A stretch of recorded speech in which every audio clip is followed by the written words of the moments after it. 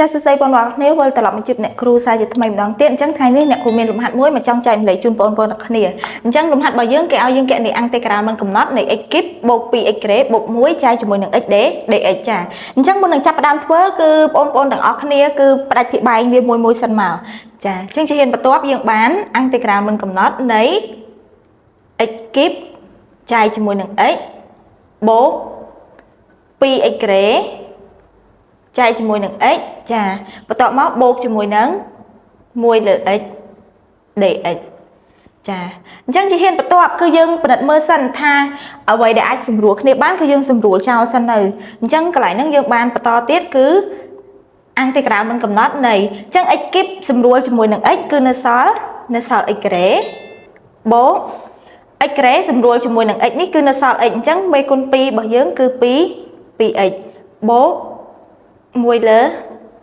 x dx ចាតោះយើងចាប់ផ្ដើមកណនីអង្គតេក្រាលទាំងអស់គ្នាអញ្ចឹងកាលពីវីដេអូមុនអ្នកគ្រូធ្លាប់ឲ្យរូបមន្តnàyគឺអង្គតេក្រាលមិនកំណត់នៃ x ស្វ័យគុណ n dx ស្មើនឹង x ស្វ័យគុណ n បូក1ចែកជាមួយនឹង n បូក1បូក c ចាបូក c តោះយើងចាប់ផ្ដើមអញ្ចឹងអង្គតេក្រាល x ក្រេគឺយើងបាន x ស្វ័យគុណ3ចែកជាមួយនឹង3បូកអញ្ចឹងអង្គតេក្រាល 2x អញ្ចឹងអង្គតេក្រាល 2x គឺស្មើជាមួយនឹង 2x ក្រេលើ2ចាមួយទៀតអង្គតេក្រាលមិនកំណត់នៃ1លើ x អញ្ចឹងយើងមានរូបមន្តមួយគឺអង្គតេក្រាលមិនកំណត់នៃ1លើ x dx ស្មើជាមួយនឹងឡូនីពែតម្លៃដាច់ខាតនៃ x បូក c ចាអញ្ចឹងកន្លែងនេះគឺស្មើជាមួយនឹងឡូនីពែតម្លៃដាច់ខាតនៃ x ចាបូកជាមួយនឹង c ចំនួនថេដែល c របស់យើងកន្លែងហ្នឹងគឺជារបស់ a ក៏ប៉ុន្តែដោយសារតែកន្លែងនេះយើងអាចសម្រួលវាបានអញ្ចឹងយើងសម្រួលវាបន្តទៀតមកអញ្ចឹងយើងបាន x គីប